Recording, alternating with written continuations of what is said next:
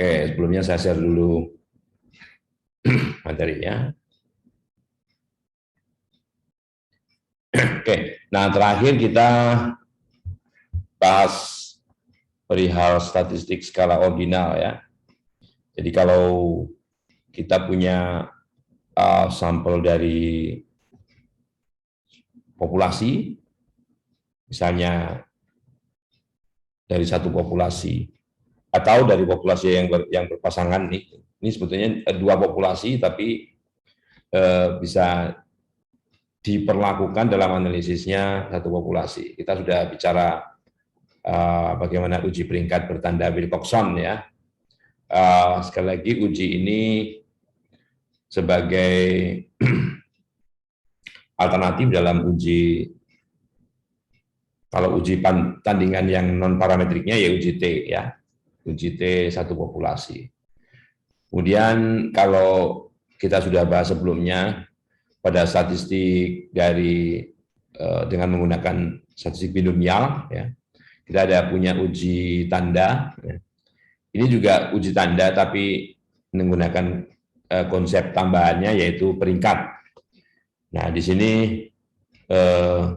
kita sudah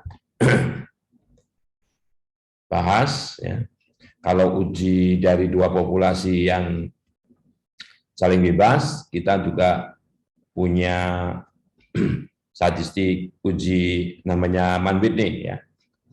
Kalau Wilcoxon sign rank itu untuk uji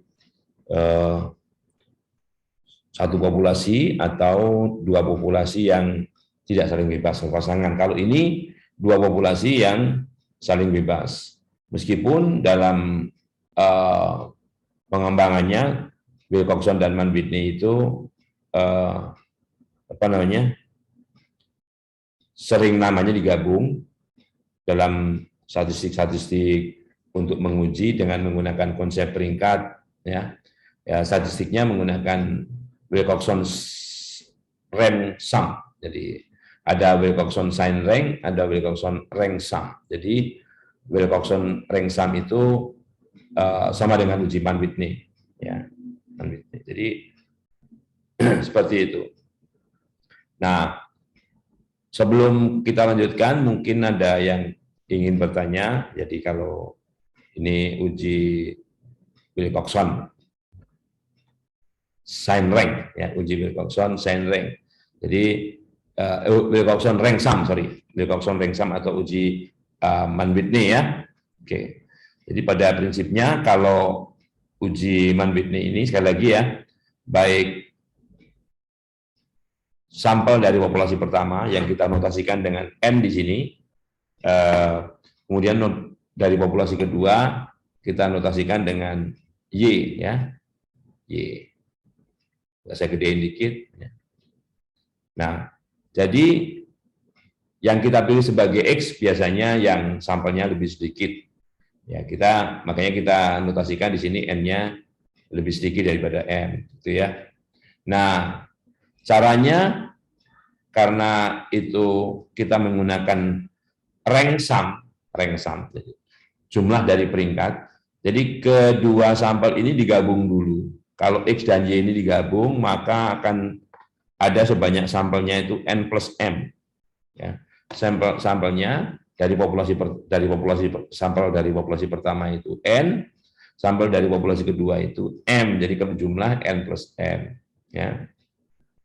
Nah, statistik ujinya menggunakan jumlah peringkat dari salah satu contoh. Nah, kalau dari salah satu contoh saja, kita ambil yang sedikit, yang paling gampang itu kalau belajar apa namanya sederhananya begitu. Tapi bukan berarti yang dari yang banyak nggak boleh gitu. Ya, oke. Nah kalau yang sedikit itu N, kita ambil yang N. Kalau yang sedikit itu M, yang Y kita ambil yang Y sebagai yang sedikit. Tapi nggak masalah, dua-duanya bisa. Sudah kita lihatkan pada pertemuan sebelumnya ya. Ingat ya bahwa dalam statistik uji Mann-Whitney itu asumsi yang harus dipenuhi adalah bahwa kedua sampel itu sampel acak ya, yang diambil dari masing-masing populasinya ya. Diambilnya secara acak ya. Kedua, selain saling bebas ya, dalam tiap sampel, jadi antar X saling bebas, antar Y juga saling bebas, kemudian X dan Y juga saling bebas. Itu maksudnya. Nah, yang ketiga, kedua sampel dari asalnya ya, dari variabel yang sifatnya kontinu. Ini sebetulnya hanya untuk menjamin bahwa peluang dari dua pengamatan yang sama persis itu bisa diabaikan, ya, bisa diabaikan. Oke. Nah, kemudian di sini skala pengukuran sedikitnya ordinal. Jadi walaupun variabelnya itu bisa dari variabel yang kontinu, tapi dalam pengolahan statistiknya kita menggunakan konsep peringkat, ya, Oke, gitu ya. Nah, jadi hipotesisnya tentang apa? Oke, kalau misalnya populasi X ini memiliki, jadi sampel-sampel dari populasi X itu memiliki suatu fungsi sebaran yang namanya F, ya. Kemudian yang Y ini memiliki fungsi sebaran yang namanya G, ya. Ini F, ini G, ya. Hipotesis nol bunyinya bahwa kedua sebaran tersebut, ya, kedua sebaran populasi tersebut itu memiliki, ya, fungsinya sama, ya, fungsi sebarannya sama. Baik dari X maupun dari Y itu fungsi sebarannya sama. Otomatis kalau fungsi sebarannya sama, maka sifat-sifat yang lain juga sama. Nilai harapannya sama, ya, keberagamannya sama dan sebagainya. Karena sama persis, kalau ekstrim sama persis, ya. Oke, tandingannya tidak sama dengan. Nah, jadi Mann-Whitney-U atau Wilcoxon rank sum, kalau di beberapa literatur karena itu sama, namanya digabung, Mann-Whitney-Wilcoxon, gitu ya. Ya, Mann-Whitney-Wilcoxon atau Wilcoxon-Mann-Whitney, terserah mana yang mau disebut duluan, ya. Nah, jadi itu yang dimunculkan. Jadi hipotesis nolnya dan hipotesis tandingannya menyatakan perihal sebaran, jadi fungsi sebaran kumulatifnya atau fungsi sebarannya saja, ya. Ya. Oke, jadi ini sudah dipelajari, ya, karena statistiknya adalah statistik namanya jumlah peringkat, ya, jumlah peringkat. Kalau ini adalah jumlah peringkat dari X, ya, jumlah peringkat dari X. Nah, S adalah jumlah peringkat dari X, maka T-nya sama dengan S dikurang N+1/2. Ya, dan seterusnya. Dan tabel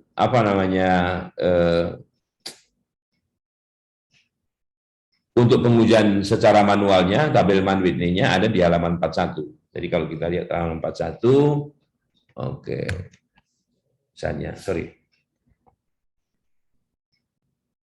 Ini nggak bisa, oh ini 1653, ya. Oke, halaman 41, ini halaman, ya. Nah ini kuantil statistik uji Mann-Whitney. Nah ini bahwa tergantung N, M-nya berapa, M-nya berapa. Kemudian P yang kita gunakan, apakah satu arah, dua arah. Ini kalau ini P-nya ini satu arah, ya. Kalau mau dua arah ya kalikan 2. Ini 5/1000, ini 1%, ya. 5%. Kalau mau 1%, ini 5% nih, ya, dua arah. Lalu pengujiannya nanti dua arah ini, ya, dan di H0 dan H1-nya menggunakan notasi tidak sama dengan. Oke. Nah, kalau misalnya tabelnya agak panjang, ya. Tabelnya agak panjang, ya. Nah, untuk nilai N dan M yang lebih besar dari 20, ini kan yang ditabelkan 20 nih, ya.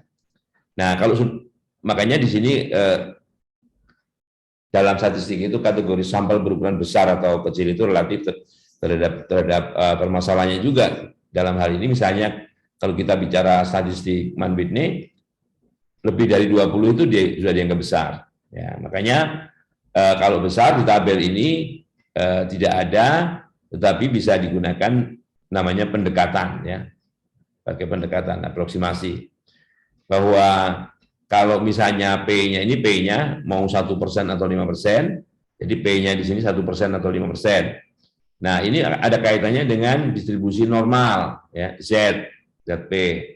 Maka hubungan antara ZP dan WP-nya adalah ini ya.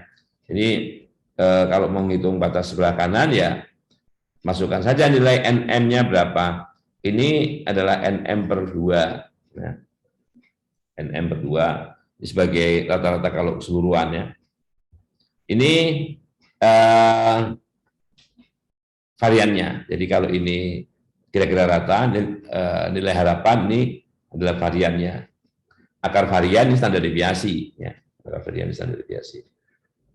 Baik, nah kira-kira formulanya ini ya. Kita kembali ke,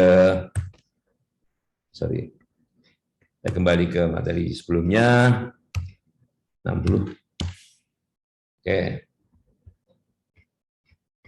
Jadi di sini Mann-Whitney ya, di tabel PGRS ini ada kita bisa melihat fungsi sebaran kumulatifnya dan fungsi kepekatan peluangnya. Jadi ini fungsi kepekatan peluangnya. Kalau PPMF itu singkatan dari probability mass function. Sorry ya, yang terlambat masuk kadang saya nggak lihat, makanya admit-nya agak terlambat. Ya. Makanya jangan terlambat masuk. Saya tidak mendelay kuliah, begitu masuk jam 8, saya lihat, saya langsung mulai. Ya. Kemudian ini adalah fungsi sebaran kumulatifnya atau cumulative distribution function-nya yang seperti tangga ini. Ya. Oke, Mann-Whitney discrete ya, maka fungsi sebaran kumulatifnya juga merupakan fungsi tangga ya. Baik. Nah, teladan kemarin saya tidak ulang lagi ya. Teladan kemarin kita kalau secara manual itu seperti ini. Jadi kalau di sini ada 1 2 3 ada 7 sampel, di sini 8 sampel. Kita jumlahkan ada 15 ya, ada 15 sampel. Kemudian keseluruhan ini di ranking dari yang terkecil ke terbesar, dan nanti analisisnya menggunakan peringkat ya, hasil rankingnya itu ya. Oke. Nah, kemudian setelah ini digantikan dengan peringkatnya dijumlah, karena ini sampelnya lebih sedikit dari yang ini. Kalau kita mengerjakannya manual, tidak minta tolong aplikasi ya, kita jumlahkan aja peringkat di sini berapa ya. Oke, jadi kalau ini kita gantikan peringkatnya, oke, jumlah di sini ini 31 gitu ya.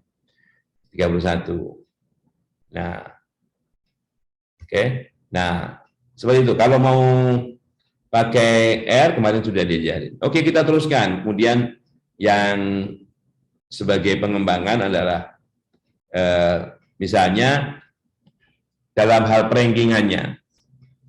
Dalam hal perankingannya ya. Kalau Wilcoxon itu merankingnya dari yang terkecil sampai terbesar itu urut ya, 1 2 3 sampai n plus m sampai n plus m. Nah, gitu ya. Nah, uji Siegel-Tuki ini merupakan modifikasi dari uji Mann-Whitney. Uji Mann-Whitney itu menguji kalau parameter itu parametrik ya, kalau itu menguji lokasi, menguji apakah mediannya bisa dikatakan kedua populasi itu sama tidak, meskipun kita tidak eksplisit mengatakan bahwa median, kita menggunakan istilah median, tapi yang diuji adalah distribusinya. Nah, kalau di sini Mann-Whitney di sini yang diuji adalah bukan lokasinya tapi skalanya. Dalam artian di sini kita menguji apakah varian X H0 ya, varian X lebih kecil atau varian Y atau sama dengan. Nah, kalau H0 nggak benar berarti hipotesis tandingannya adalah bahwa varian X ini lebih besar daripada varian Y. Ya. Oke, jadi uji Mann-Whitney tadi, uji Wilcoxon-Mann-Whitney tadi, itu nanti juga ada alternatifnya, ada tandingannya di uji-uji non parametrik yang berkaitan dengan uji mengenai kesamaan distribusi. Atau uji mengenai kesamaan lokasi dari distribusi itu. Kalau di sini bukan lokasi tapi skala, bentuk, ya. Ini menguji bentuk. Makanya yang diuji adalah variannya. Bahwa yang paling gampang H0 varian Y lebih besar daripada varian X, gitu ya. Meskipun ini varian X sama dengan varian Y apa boleh? Boleh, nggak masalah. Jadi kedua varian populasi ini sama. Sebetulnya sama saja. Kalau populasi ini memiliki distribusi yang sama, pasti variannya juga sama, gitu. Tapi ini secara spesifik menyatakan keberagaman data atau skala, ya.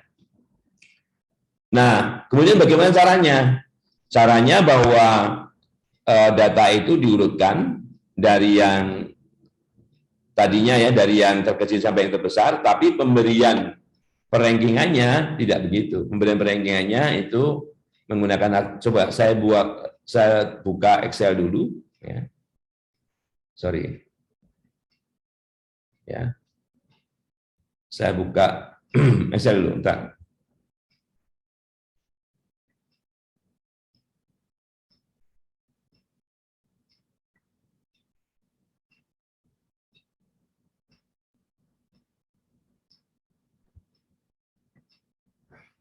Oke.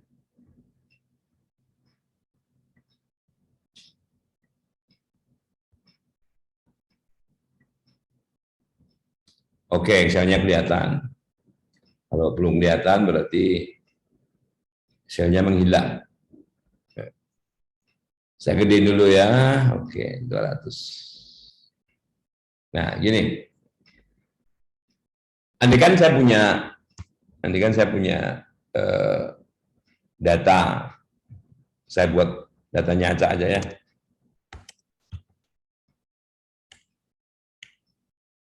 Ini. Oke. Nah, supaya datanya nggak lari, supaya datanya tidak lari-lari, sudah. Oke. Nah.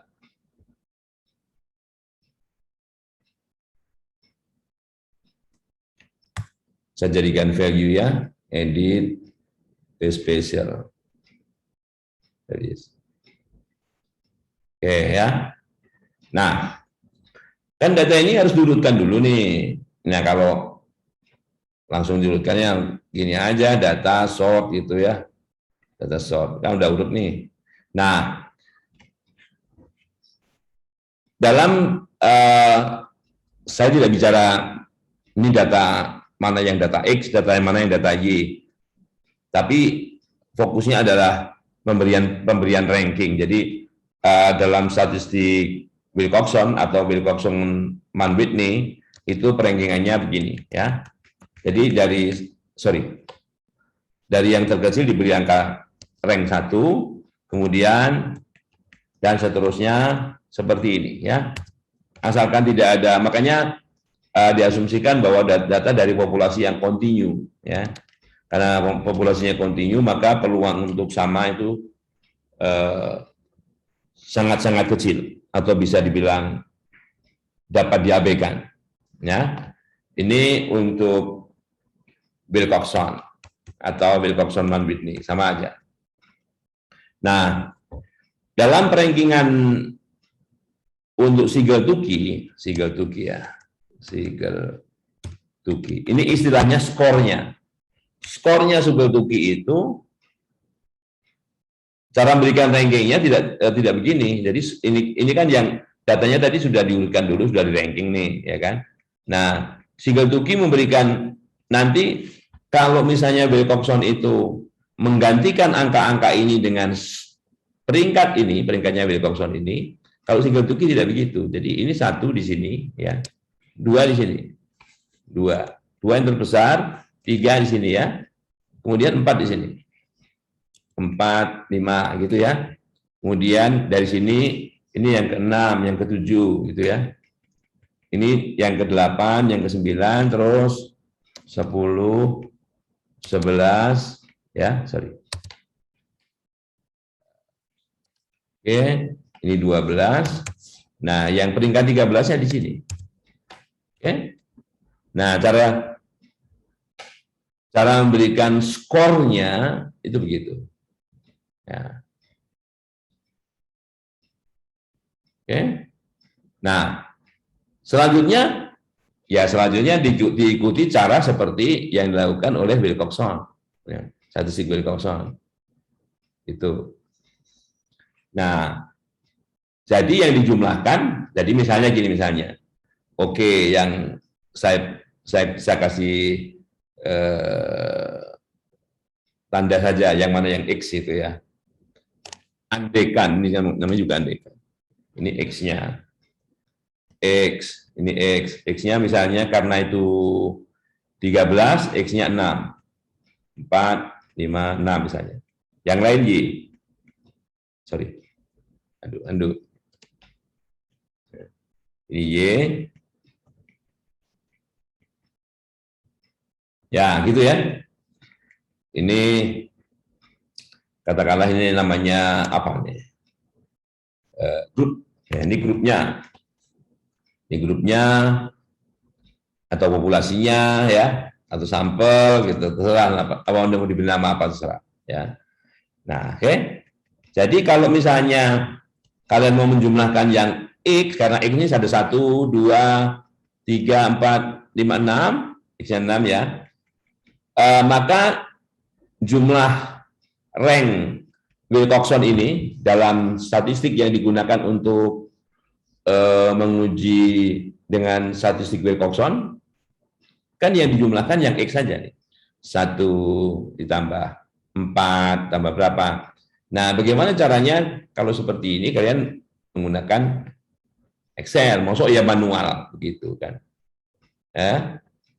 Jadi misalnya ini adalah apanya nih? Saya beri nama sampel gitu ya. Sampel. Nama array-nya sampel ya. Kemudian ini nama array-nya Wilcoxon.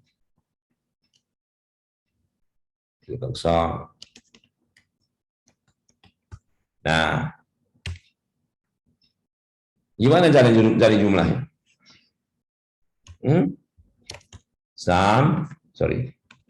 Sum if kan? Sum if. Yang dijumlahkan mana?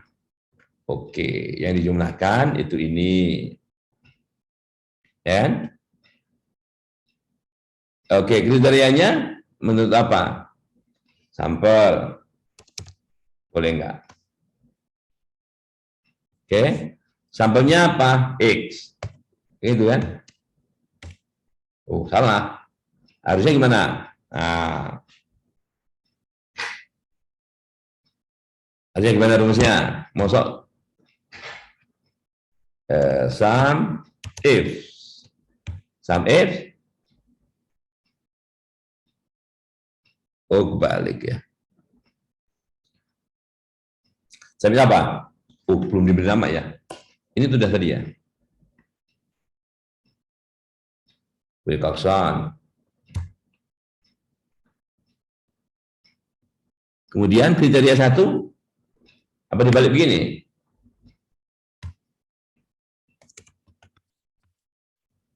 Sorry.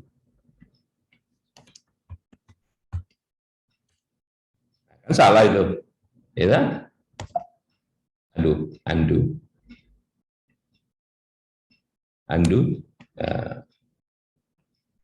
Kok 0?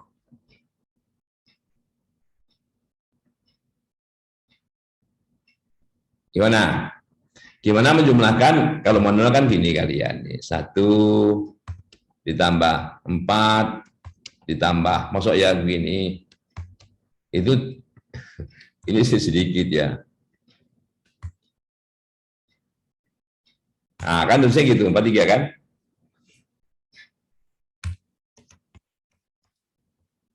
Sum if saja. Sum if saja, Wilcoxon. Kemudian sampel ya. Sorry. Mestinya sih begini. Oke, udah kok gak mau dia.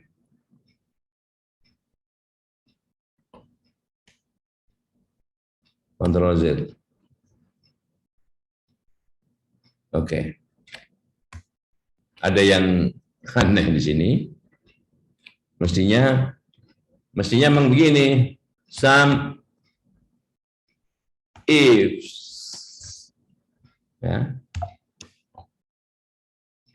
Ada yang baru masuk lagi nih. Ada yang keluar masuk.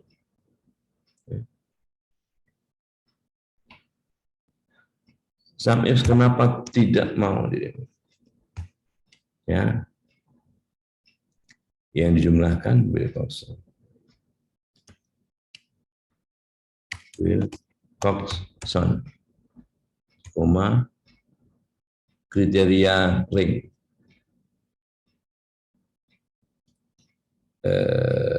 Sampel.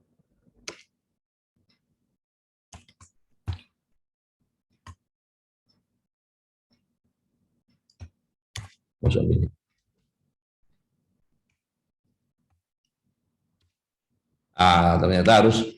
Ternyata harus pakai tanda petik gitu ya. Ini ya, X, karena dia bukan angka. Oke, 43. Jadi ini hasilnya yang dijumlahin. Oke, saya kopikan ini saya hilangin aja ya.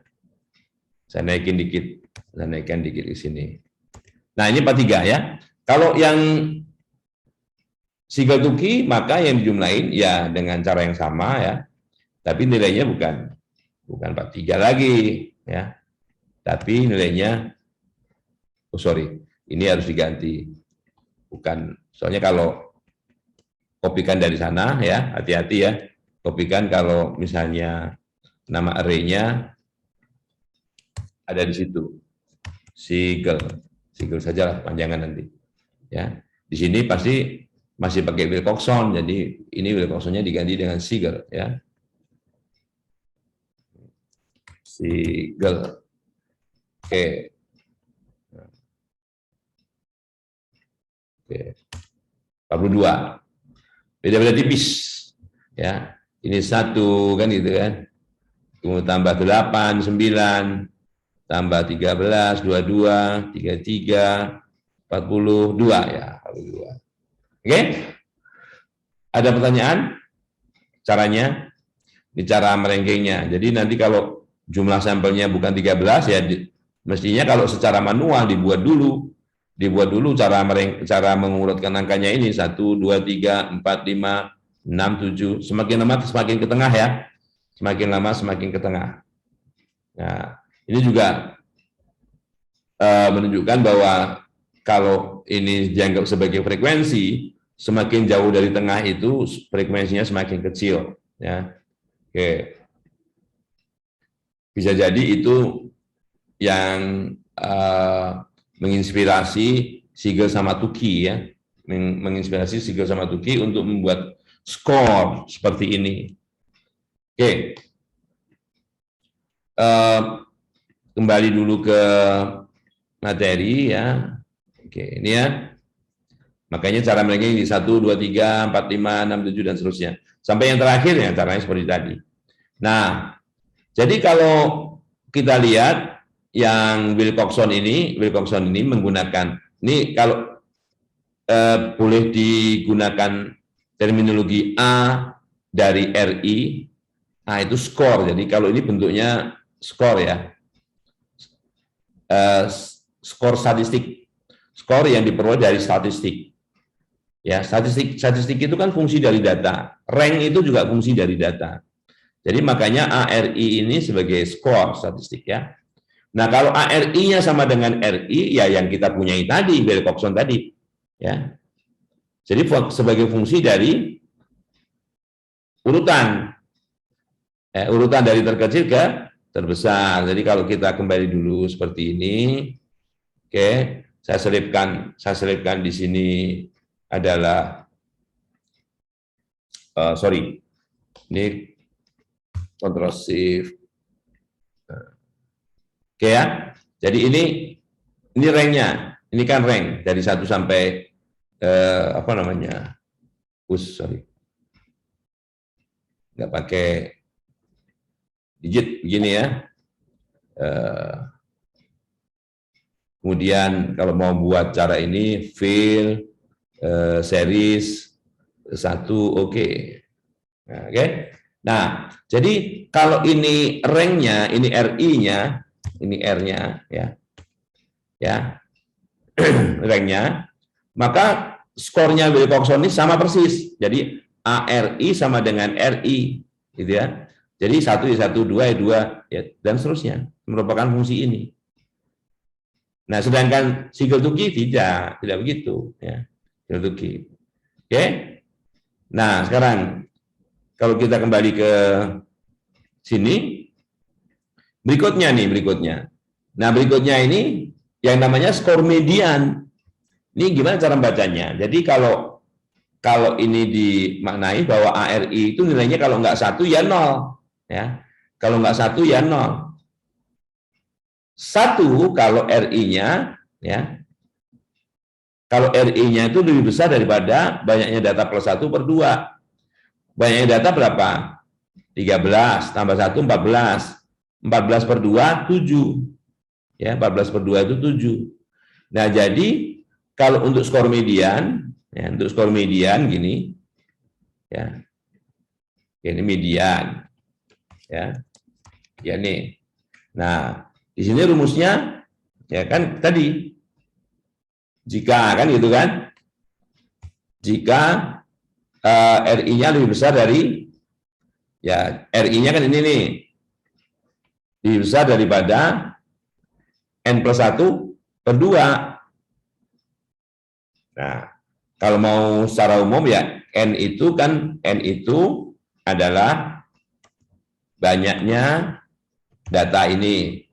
Nah, banyaknya data, sorry.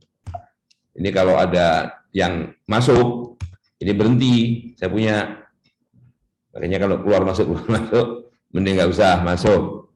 Ya, ini banyaknya data begini ya, ini count. Mau yang mana aja lah, mau yang kebetulan saya ambil yang C ini ya, banyak data dikurang 1, ditambah 1, ya kan? Dibagi 2, kan gitu. Nah, kalau dia lebih besar daripada banyaknya data plus 1 bagi 2, ya, ini harus kurung tutup, ya. Nah, sebentar, ini kurung tutupnya sudah, ini tutup ini sudah ya. Enggak, ini maka nilainya berapa? 1. Kalau enggak 0 kan gitu, ya. Nah, jadi di sini 0. Ini kalau dikopikan, kalau diberikan ke sini, jadi skor median itu ini, ya. Oke? Nah, ini kok 6 1. Jika C8 itu 6, lebih besar daripada NN plus 1 per 2, ya. N plus 1 per 2, ya. Oke. Betul lah. 1 ya. Yang sebelumnya 0. Oke. Baik. Oke ya. Nah. Jadi ini skor median. Jadi kalau nggak 0, dia 1.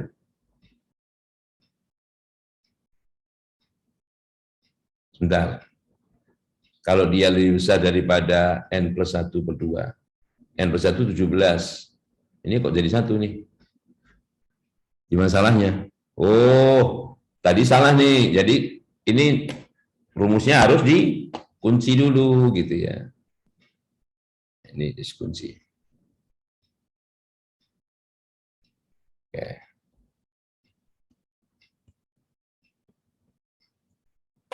Gitu ya. Kok malah jadi salah, C3 lebih besar daripada Mau saya bilangin aja. Ini saya beri nama rank gitu.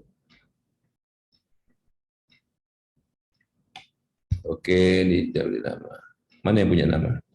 Ini Wilcoxon juga punya. Ulangi aja ya. Jika ranknya lebih besar daripada banyaknya data Wilcoxon misalnya, ya, ditambah 1/2, ya, maka nilainya 1, kalau enggak 0.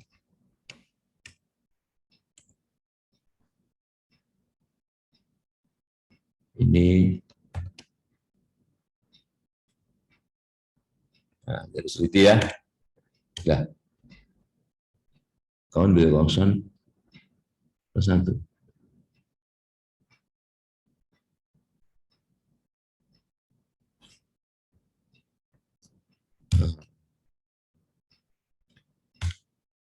Oke. Oke.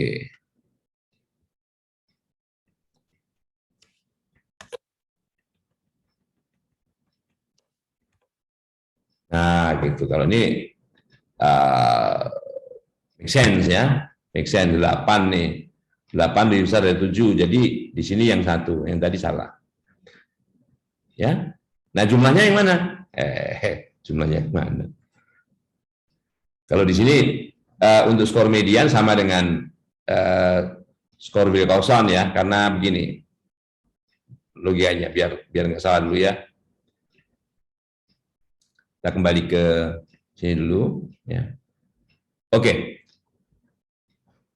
Untuk uji Wilcoxon, uji median, uji van der Weyden, uji Schwarz ya. 1, 2, 3, 4 ini. Ini uji-uji yang fungsinya sama, yaitu menguji lokasi ya. Menguji lokasi. Menguji apakah kedua apa namanya? Populasi itu memiliki katakanlah median yang sama atau tidak. Ya. Ya. Nah, cara scoringnya yang barusan saya sampaikan, cara scoringnya. Ini misalnya yang sekarang ini van der Weyden. Ini maksudnya apa? Ini inverse ya. Ini inverse dari fungsi sebaran kumulatif standar normal. Kalau V biasa begini, V biasa V kecil itu fungsi kepekatan peluang standar normal atau Z. Kalau V besar seperti ini, nggak pakai inverse ini, itu fungsi sebaran kumulatif dari statistik standar normal. Kalau ini ya inverse-nya, gitu ya. Jadi kalau van der Weyden macam mana? RI-nya dibagi N+1, kemudian dimasukkan sebagai argumen inverse dari standar normal. Oke, jadi van der Weyden skalanya seperti apa? Ini kan. Ini van der Weyden. Van der Weyden. Enggak aja gini ya. Nah, ingat ya. Oke, pertama, RI dibagi N+1. Ya. RI dibagi N+1. Jadi gini, RI-nya kan ini nih, dibagi N+1. Ya, tadi ya, N-nya ini misalnya menggunakan ini, ya, ini N. Banyaknya data ini N, ya, +1. Nah, ini RI dibagi N+1. Kan nilainya pasti di antara 0 dan 1. Nilainya pasti di antara 0 dan 1. Jadi kalau ini kita kopikan begini, ke bawah gini, semua nilainya di antara 0 dan 1. Ya kan? Nggak ada yang di atas 1. Oke. Dan fungsinya naik lagi. Ya, fungsinya naik. Ya, semakin ke bawah semakin besar. Ya. Nah, tapi bukan ini van der Weyden itu. Ini sebagai argumennya. Jadi kalau ini diedit, fungsinya diedit ya di sini. Edit. Oke. Nah, ini sebagai hasil. Jadi ini begini, tanda kurung gini ya. Ini. Ya. Oke. Di depannya ada nih depannya. Di depannya ada itu yaitu norms, normal standar, ya, norm itu normal, S standar.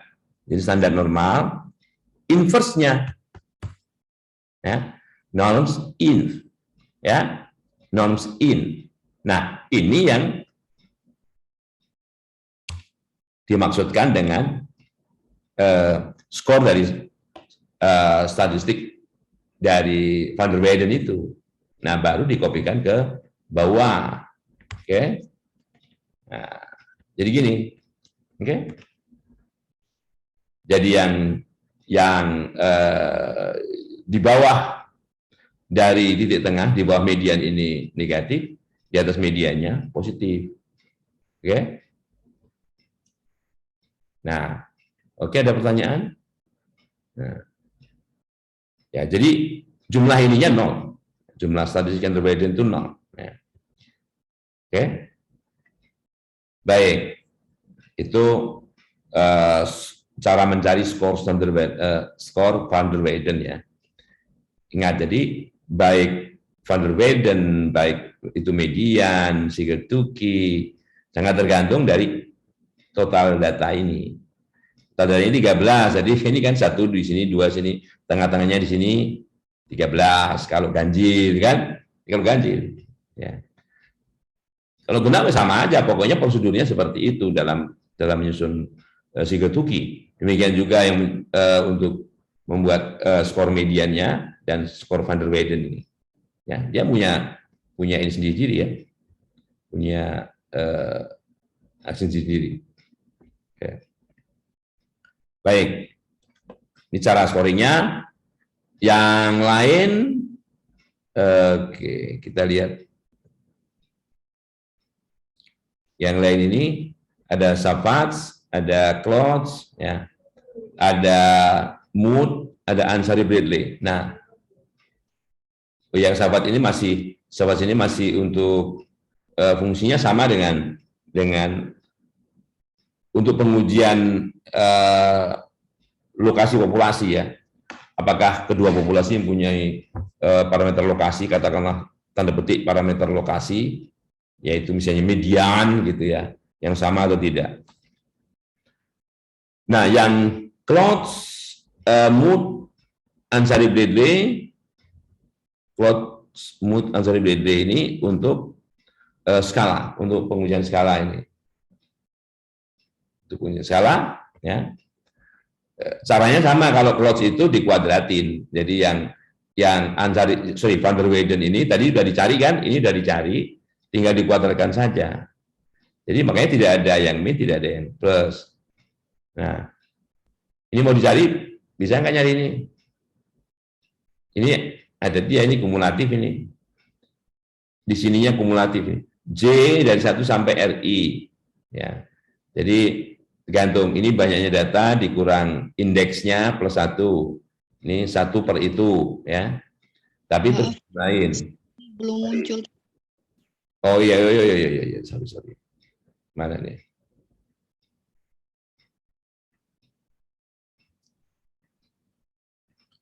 Ya, ini ya. Jadi ini untuk Savage ini jumlah dari 1 N min J plus 1, hati-hati ya ini ya.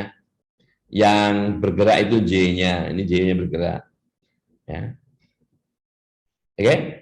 Dari berapa? Dari 1 sampai RI. Kalau yang pertama ya, kalau yang pertama RI-nya 1, ya, dari 1 ke 1. 1 N min 1 plus 1. Ya kan? Dah. Dikurang 1. Kalau ini 2, yang pertama 1 N min 1 plus 1 ditambah 1 N min 2 plus 1. Nilainya berapa? Dikurang 1 dan seterusnya ya. Nah, itu Savage. Jadi untuk tergantung ininya, tergantung rank yang keberapa. Nah, oke. Nah, kalau mau dicari ya bisa aja pakai rumus itu ya. Sedangkan yang ini Yang close itu tadi kita sudah mencari van der Weyden ya. Ini kalau kita lihat ini van der Weyden. Van der Weyden yang dikuadratkan. Ya. Jadi van der Weyden dikuadratkan. Ya. Oke. Nah kalau ini mood ini lihat. Kalau datanya ada apa namanya n, datanya ada, ini n plus 1/2. Data yang di tengah-tengah. Kalau ganjil, kalau genap ya, kalau ganjil ya data yang di tengah-tengah. Kalau genap ya ini menjadi ya tetap di antara dua data itu. Pokoknya ini rata-rata ya. N plus 1/2 itu rata-rata banyaknya peringkat. Ya, rata-rata banyaknya peringkat. Oke, kita lihat coba rata-rata banyak peringkat. Misalnya kalau kita lihat itu N plus 1/2. Nih, ini banyak peringkat. Jumlah peringkat 1 sampai 13 itu kalau dijumlahin sama dengan 13 kali 14/2, 91 ya. 91. Dari sini sampai sini. Ya. 91 kan? Karena kan 13 kali 14/2, 13 kali 7, 91. 91 tambah 1, 92. Ya. Nggak muncul.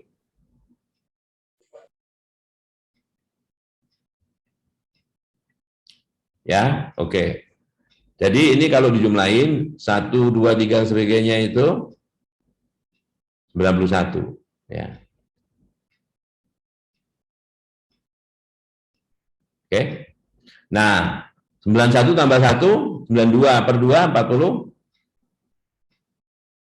Ikut. 91/3. Sorry, mana tadi?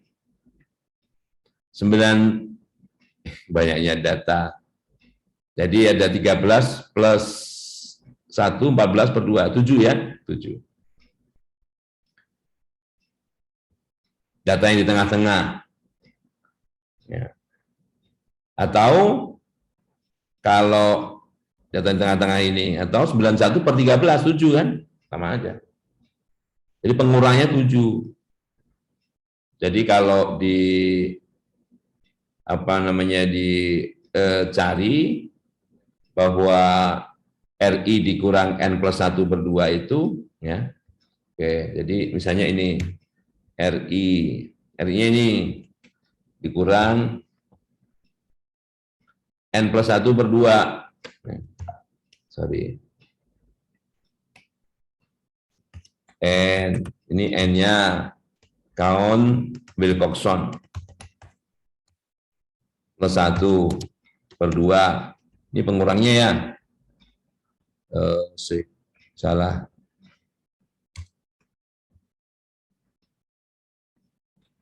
Rumusnya salah. Ini yang di plus 1 dibagi 2. Nah, gini. 6 ya. 1 dikurang 7. 6. Kopikan ke bawah. Jadi dari min 6 kemudian sampai kosong sampai 6 ya. Itu ya. Nah, ini yang skala mood tadi, tapi itu harus dikuadratkan, ya kan? Dikuadratkan. Jadi kalau dikuadratkan, sorry. Jadi dulu ya. Aduh, sorry. Jadi kalau dikuadratkan begini. 36. Nah. Oke. Jadi skornya begini. 36, 25, 16, 9, 0, naik lagi gitu. Nah. Seperti itu skornya, skor dari statistik mood ya. Oke. Bentar chat nih. Oke, screen-nya belum muncul. Oke. Screen-nya belum muncul. Sembunyi screen-nya. Baik, ada yang ingin bertanya?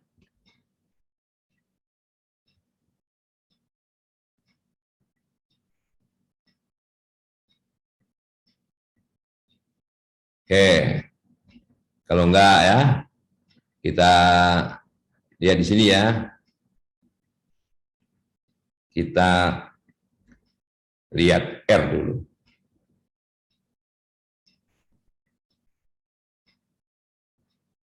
Oke, statistik ini saya beri nama Wilcoxon lagi. Kemarin ada Wilcoxon, ini Wilcoxon lagi. Daripada tumbuhan nama filenya, saya nama Wilcoxon lagi. Ini saya running, require graphics. Ini one sample test dari Wilcoxon. Kita punya one sample, walaupun ini kan dua, ya itu artinya dua populasi yang tidak saling bebas. Nah, di sini diambil dari Hollander and Wolff, ya, bukunya Hollander dan Wolff. Ya. Nah, ini berkaitan dengan pengukuran faktor skala depresi. Ya. 1, 2, 3, 4, 5, 6, 7, 8, 9. 9 orang. Ya. Ya. Nah, 9 orang, 9 pasien itu dengan ini yang diukur itu ya berkaitan dengan campuran antara kesemasan dan depresi. Nah, ini pengukuran pertama, ini pengukuran kedua. Jadi mungkin ini setelah pada saat kontrol pertama ya atau periksa pertama, kemudian ini pada kontrol berikutnya. Nah, setelah terapi dengan menggunakan tranquilizer. Nah, jadi datanya begini, datanya berpasangan ya. Jadi kalau kita running, ya, ini data X-nya, data Y-nya, ya. Nah, yang kita uji ini kan Wilcox test, ya, Wilcox test per datanya berpasangan antara X dan Y, ya. True, ya. Perpasangannya benar, berarti dia benar, harus dipasangkan. Nah, hipotesis alternatifnya itu menggunakan notasi lebih besar, ya. Nah, maksudnya apakah yang pertama ini lebih besar daripada yang kedua? Kalau kita lihat data sekilas ini kan ini lebih besar, iya ini lebih kecil, ini besar, lebih besar, lebih besar, lebih besar ya, lebih besar, ini lebih kecil, lebih besar. Kita tidak melihat seberapa lebih besar atau seberapa lebih kecil. Yang jelas ini lebih besar, itu lebih kecil, sorry, ini lebih besar ya, gitu.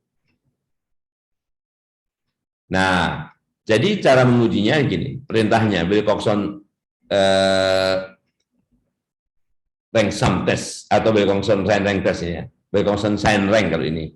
Karena data perpasangan itu sign rank. Jadi kalau ini kita running, munculnya Wilcoxon sign rank. Uji peringkat bertanda Wilcoxon. Ada tambahan di sini exact test, berarti dia menggunakan waktu menghitung peluang ini menggunakan memang statistik uji peringkat Wilcoxon, ya. Nilai V-nya 40, nilai statistik ujinya 40.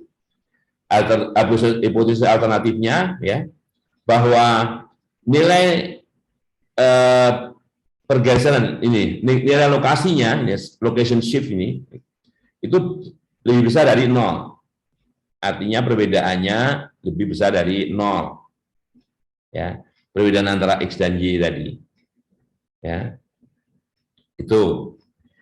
Nah, yang kedua ini kalau dibalik Y dikurang X. Ya. Tapi nanti yang muncul apa? Kalau di sini menggunakan perintah begini itu munculnya Wilcoxon sign rank. Coba yang kedua. Ya. Munculnya masih Wilcoxon sign rank. Ya, the same. Nilainya the same. Ya. Sama karena dibalik. Ya. Perintahnya agak berubah, agak beda di sini. X, Y. Kalau di sini Y dikurang X. Karena memang di sini data secara matematik sedikit lebih besar ya, lebih besar daripada yang Y X-nya. Hanya 2 yang lebih kecil, ya. Nah, jadi gitu. Makanya hasilnya sama. Ini komentarnya juga same, ya kan? Tapi ingat ya, karena dibalik ini alternatifnya itu bukan greater, less.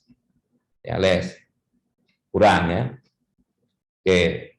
Nah, sekarang kalau kita menggunakan perintah yang sedikit berbeda. Sampai di sini sama ya. Yang diuji adalah Y dikurang X, yang bawah ini kurang atas ya, kurang di atas itu. Exactnya false. Ya. Koreknya false. Oke, kita lihat.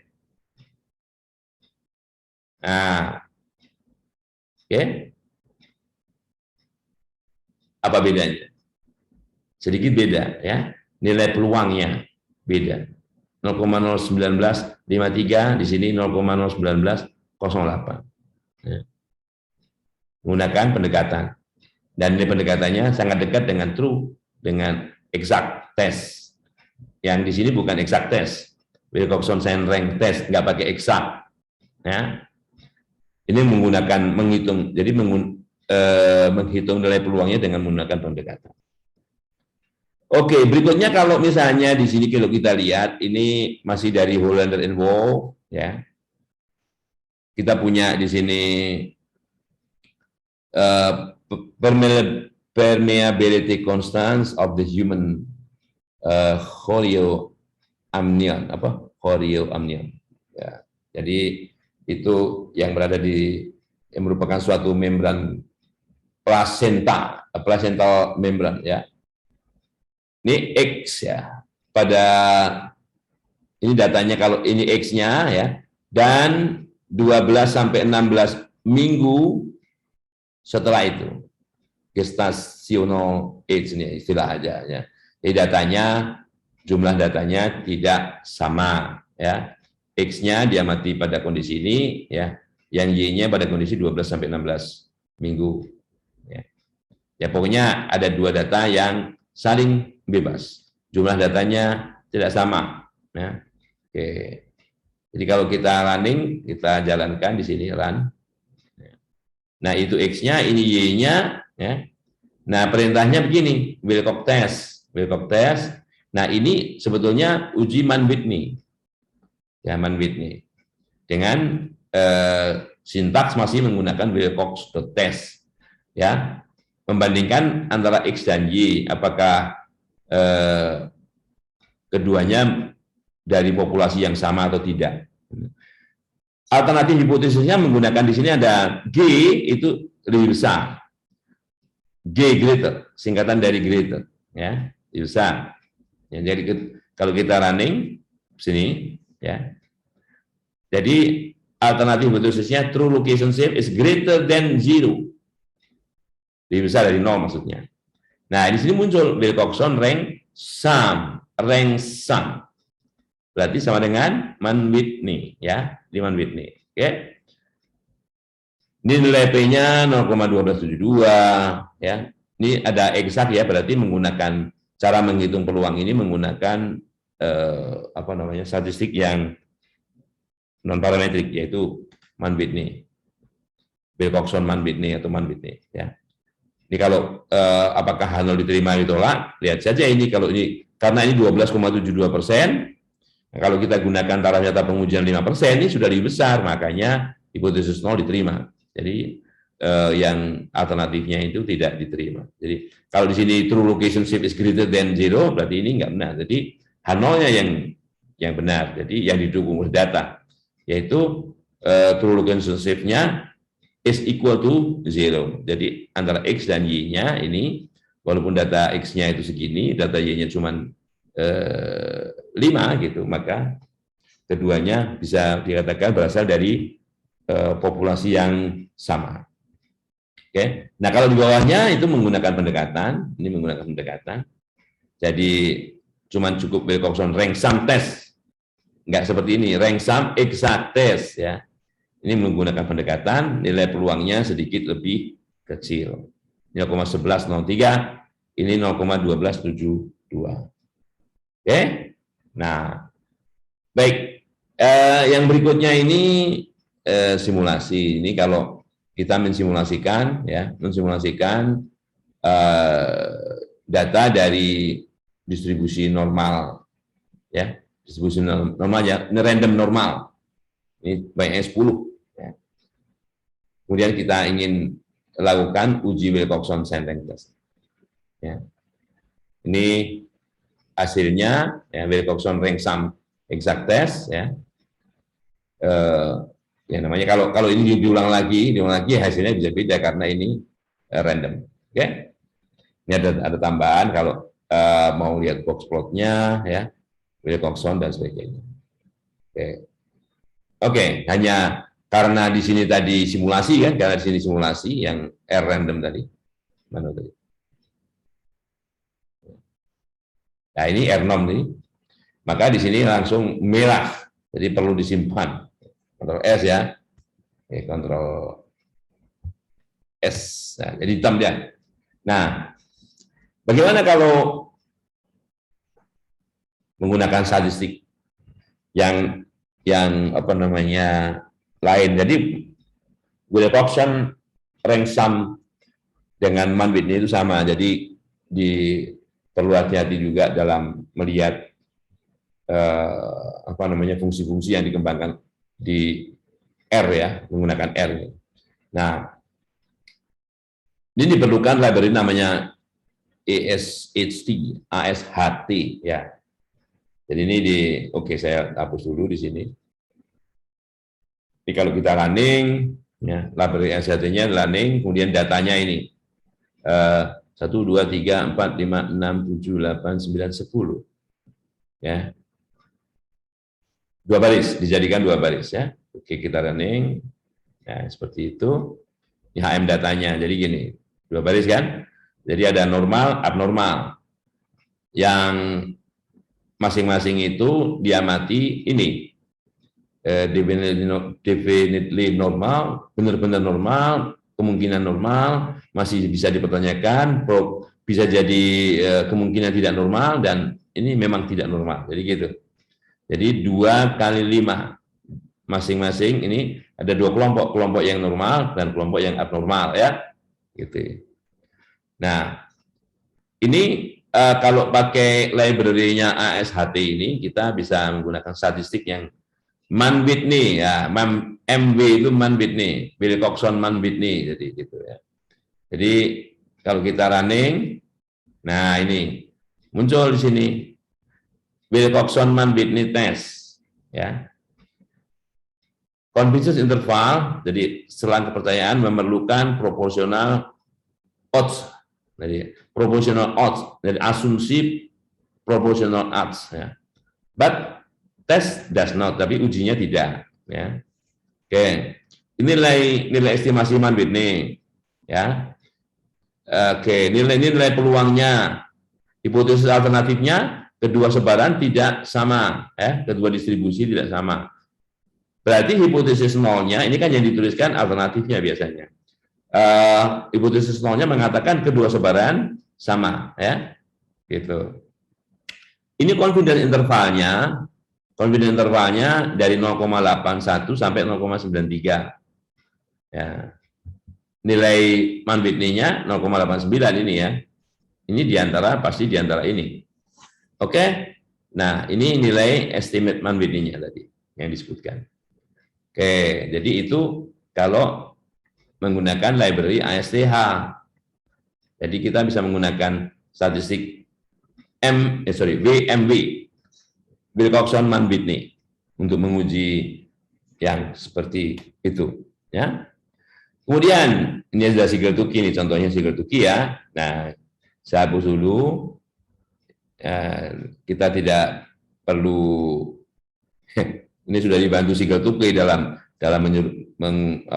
menyusun skor tadi. Nah ya, ini ada 2 sampel yang mewakili populasinya misalnya. Ini A dan B.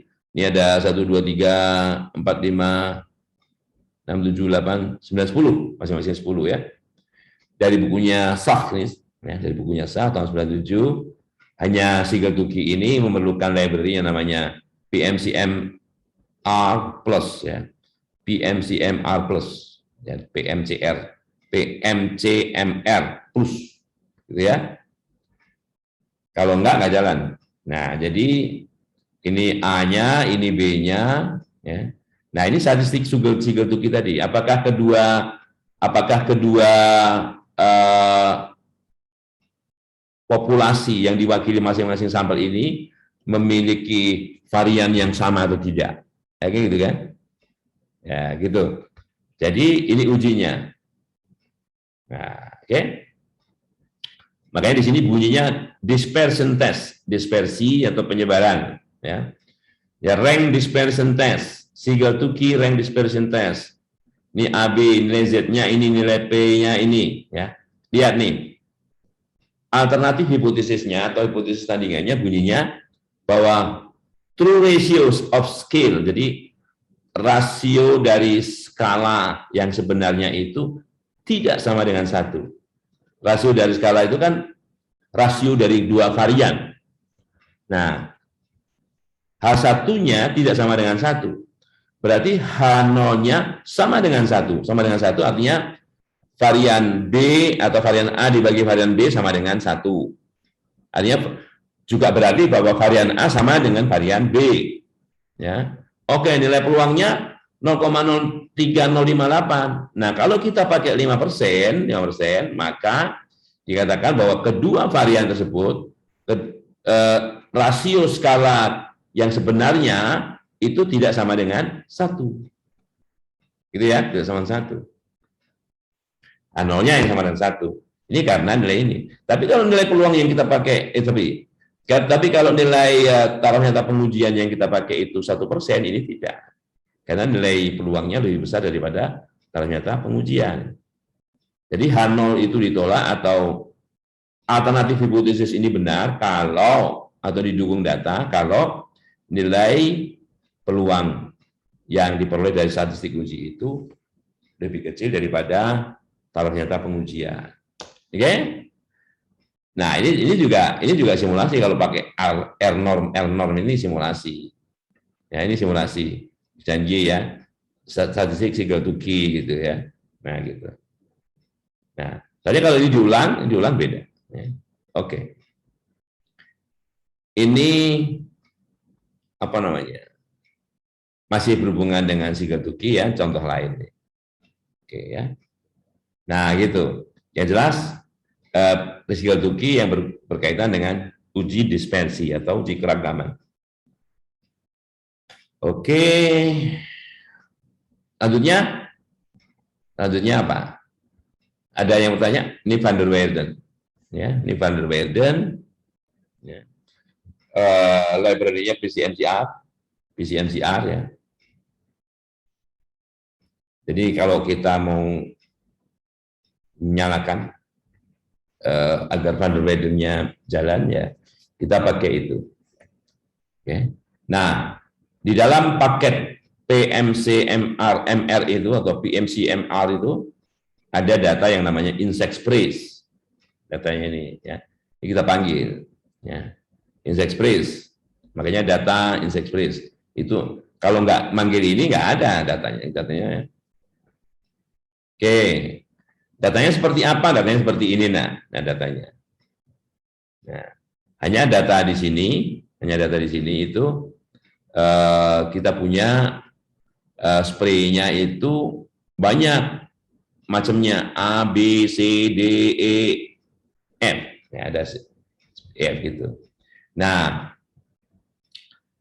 sebetulnya uji-uji semacam ini itu bisa digunakan bukan hanya untuk membandingkan dua populasi saja. Kalau yang kita bahas tadi dua populasi, ya, misalnya populasi A dan B gitu ya. Tapi bisa lebih dari itu lihatnya. Ya, jadi seperti ini. Ini kan populasinya menjadi 1, 2, 3, A, B, C, D, E, F, ada 6 dalam populasi ya. Gitu. Nah, tapi perintahnya sama. Jadi kalau spray-nya, ini kan count-nya banyaknya, misalnya data pertama spray A itu banyaknya 10, data kedua, jadi kategorinya gitu. Ya. Ini datanya. Jadi data dari A itu ya data dari yang pertama ini 10 sampai data yang ke-12 ini 13 ini. Ya. Jadi kalau kita lihat ini 72 kali 6 masing-masing datanya 12. Ya, oke. Nah, kalau cuma 2A sama B aja misalnya, ya. Tapi sintaksnya seperti ini. Nah, ya, sintaksnya di bawah ini. Jadi mulai Van der Waals test, Van Beerden test, ya. Cara sintaks itu aturan yang harus diikuti. Yang diuji ininya berdasarkan spray gitu ya. Ya gitu. Nah, ini Van der Waals normal score test. Ini DF-nya 5 kan tadi ada 5, ada 6 populasi, ya. Oke. Nah, ini posok-posok itu kalau kita mau membandingkan misalnya A dengan B, A dengan C, A dengan D, ada A gitu ya. Masing-masing populasi berpasangan di sini, ya. Dengan menggunakan ini konsepnya Bonferroni, apa namanya? Ini metodenya, metode Bonferroni. Jadi kalau kita klik itu, nah, oke, datanya muncul seperti ini. A dengan B, A dengan C dan sebagainya itu. Ya. Ini multiple comparisons of independent sample, ya. Oke. Nah, cara ngitung peluangnya dengan metode Bonferroni. Nah, kalau misalnya selain Bonferroni itu apa saja apa namanya? Pilihannya gitu. Ya, kalian perlu melihat apa namanya? Dari statistik ini, ya ketikkan saja gini, Van der Waals.test in R gitu ya. Nanti akan muncul di bawah dokumentasi dari apa namanya fungsi ini atau uji-uji ini. Karena bisa masuk ke dalam server yang kita bisa unduh untuk mendapatkan library itu kalau mengikuti kaidah-kaidah, diantaranya ada pendokumentasian. Jadi sintaksnya yang aslinya bukan hanya 3 argumen ini, tapi bisa jadi lebih. Gitu ya. Nah, itu untuk post-hoc Van der Waals test. Gitu. Nah, kita lihat lagi, misalnya, ada Van der Waals, ada Van der Waals score test. Ya, ini score test. Jadi, library-nya lain lagi, gitu ya. Nah, ini yang harus kalian pahami kalau bekerja dengan R ya. Kalau nggak jalan itu harus dicari library-nya apa. Biasanya di pendokumentasian itu ada di atasnya, bisa atas kiri, bisa atas kanan itu yang menunjukkan ke sini. Nah ini untuk library SNPAR ini, ya, SNPAR. Mungkin statistik non parametrik itu ya, seperti itu. Ini untuk one sample test, ini artinya dari satu populasi. Nah, itu one sample normal score test, ya kan? Normal score misalnya. Ini yang kalau 2 sampel, ya, kalau 2 sampel, ini kok cuma 1? Iya, itu sebetulnya 2. Kalau kita lihat ini datanya 1, 2, 3, 4, 5, 6, 7, 8, 9 mungkin. Nah, 9. Ya. 9 masing-masing sampel berukuran 9 ya. Ini grup GL 29 ya. Oke. Oke. Nah, kemudian ini perintah ujinya nih untuk 2 sampel score test ya. Normal score test ini seperti ini. NS itu normal score test. Oke.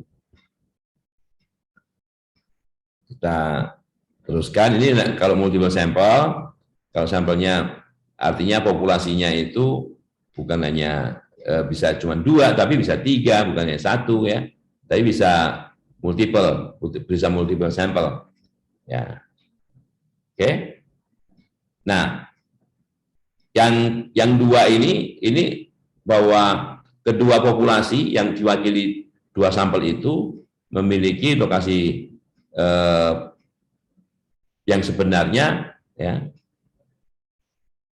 itu berbeda dengan 0, artinya memang berbeda gitu ya. Nah, itu tergantung nilai peluang di sini. Yang 3 juga begitu. Ya, 3. Yang multiple juga begitu. Artinya multiple ini sebetulnya bukan ya. Ini kebetulan 3 ya. 3 populasi sehingga diwakili masing-masing 3 sampel. Jadi ini banyaknya data 15, kalau dibagi 3 masing-masing 5 ya. Oke. NS normal score test. Nah, gitu. Ya. Ini normal score test. Multiple sample normal score test. Oke, karena lebih dari 2 ya, dibilangnya multiple. Oke. Nah, sekarang terakhir ini yang berkaitan dengan tadi kan ada yang berhubungan dengan lokasi ya. Lokasi. Ini masih pakai bukunya Ullander and Wolf ya. Yang berkaitan dengan tritiated water diffusion across human chorium amnion ya. Lihat aja nanti di halaman 110 terbitan dia tahun 99 ya. Oke, datanya seperti ini ya, datanya seperti ini dituliskannya dalam apa namanya script R ini kalau kita lihat ini ya. Kalau nggak perlu library dia. Nah, oke. Nah, ini menguji ya kedua apa nih? Kedua apa namanya kelompok. Ini yang tadi saya cerita atom sama 12 sampai 26 peaks ya. Kelompok tadi. Kelompok yang di sini kalau ini kita lihat datanya 1 2 3 4 5 6 7 15 ya. Dan 15 nih. Yang pertama 10, yang kedua 5. Jumlah datanya tidak sama. Yang pertama 10, yang kedua 5. Ya kalau kita lihat ya. Nah, ini diuji nih ya. Dengan uji namanya Wilcoxon test. Ini cara lain. R lain ya, R script lain yang digunakan untuk menguji location ya, atau kira-kira kalau diidentikan dengan yang parameter ini, parameter lokasinya. Ya, ada beberapa uji, ada one way, ada Kruskal, ada normal, ada median, ada surface, ada Wilcoxon. Ya, yang mana yang berbedanya? Yang mana yang berbedanya? Nanti lihat ini. Ini kan Wilcox test nih. Ini sintaksnya sudah seperti ini. Jadi kalau ini kita jalankan begini. Ya. Nah, ini WT ya. Wilcoxon Mann-Whitney test. Ya, WT ini ya. Jadi ya yang begitu ini kita running keluarlah ini ya. Bunyinya exact Wilcoxon Mann-Whitney test ya. Ini Z-nya, ini peluangnya, berarti A0 diterima ya. Alternatif hipotesisnya mu yang sebenarnya tidak sama dengan 0. Jadi kedua rata-rata itu bisa dikatakan berbeda, itu alternatifnya. Ya, alternatifnya. Rata-rata yang mana tadi kan? Rata-rata yang atom ini dan yang ini. Oke.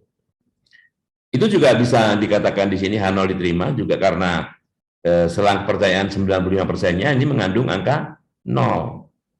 Ini dari min 0,76 sampai 0,15 itu melewat angka 0. Oke. Nah, bagaimana kalau uji itu kita uji dengan one way test? Nah, ganti saja di sini. Di sini diganti ya. Yang Wilcox ini diganti dengan one way. One way, gitu ya. Kita running. Nah, di sini muncul mana tadi?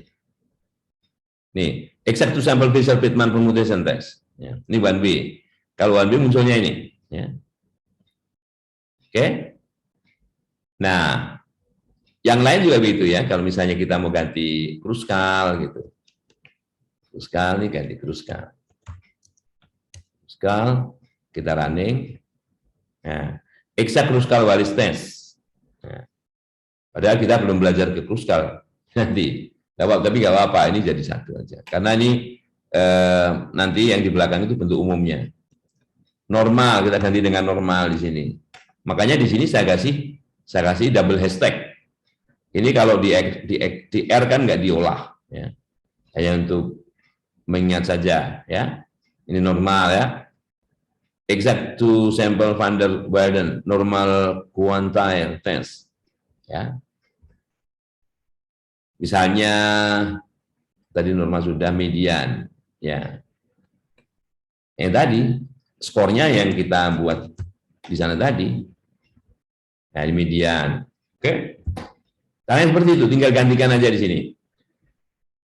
Savage yang belum ya, savage ya. Ganti sini savage. Savage, sapaki, ya. Nah muncul ya, ini savage, savage test.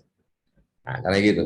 Nah ini uji-uji yang fungsinya sama.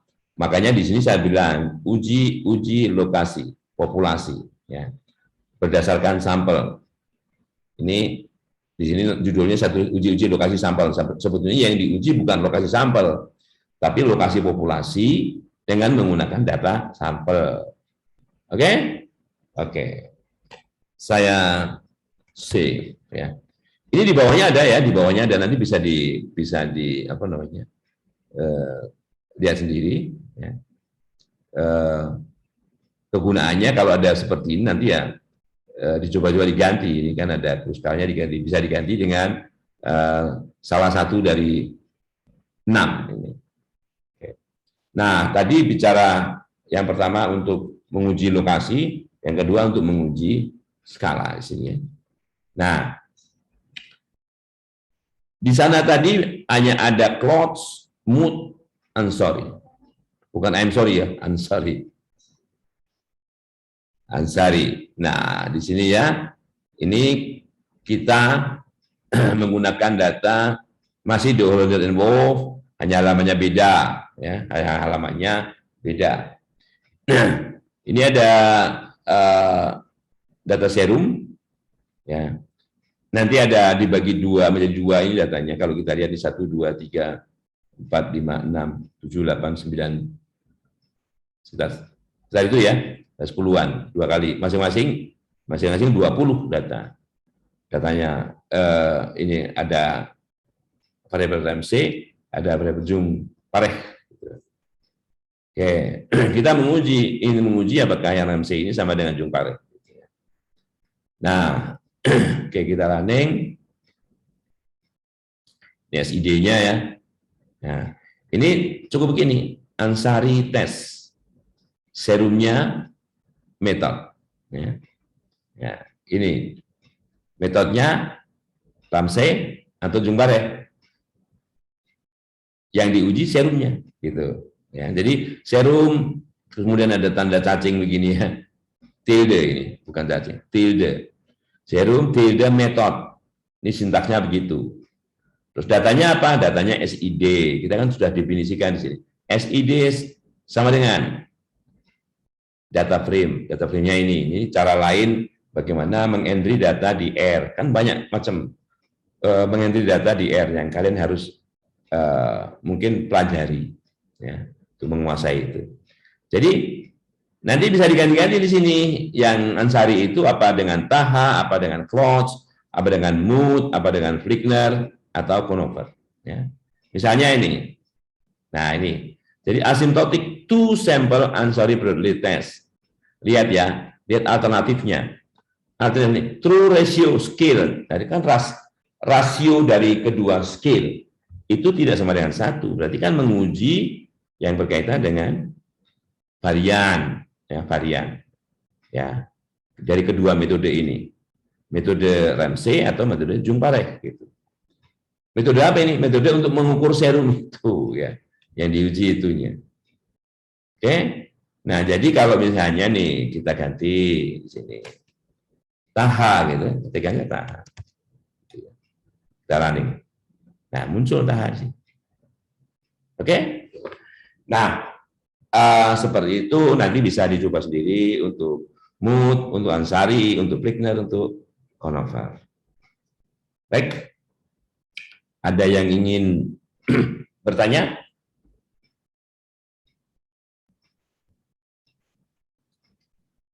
Kalau nggak ingin bertanya, kalau nggak ada yang bertanya ya